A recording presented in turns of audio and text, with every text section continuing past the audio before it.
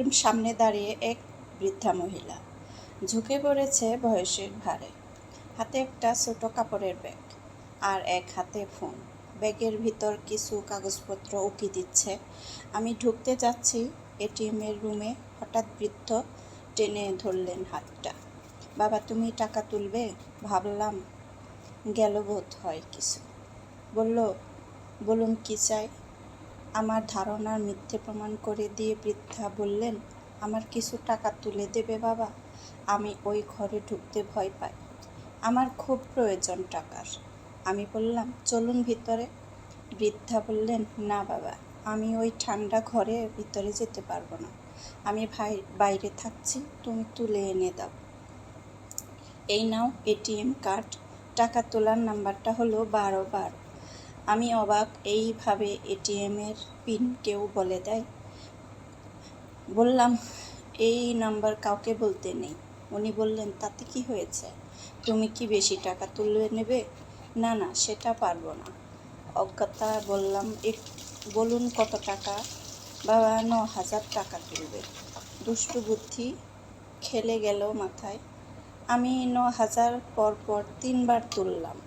9,000-এর বেশি হলে ফোনে ও টিপি যাবে জানি, সেই জন্যই 9,000 করে তুললাম, অর্থাৎ 18,000 টাকা পেলাম। ভাবলাম, এতে আর কি এমন পাপ হবে?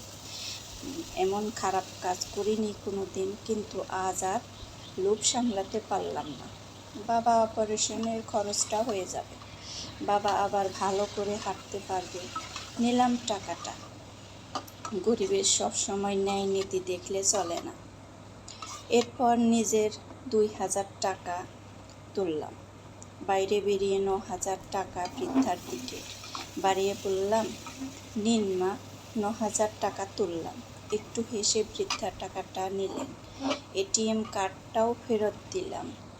বৃদ্ধা অনেক আশীর্বাদ করলেন। তারপর বললেন, এতগুলো টাকা নিয়ে যাব? আমার ভয় হচ্ছে।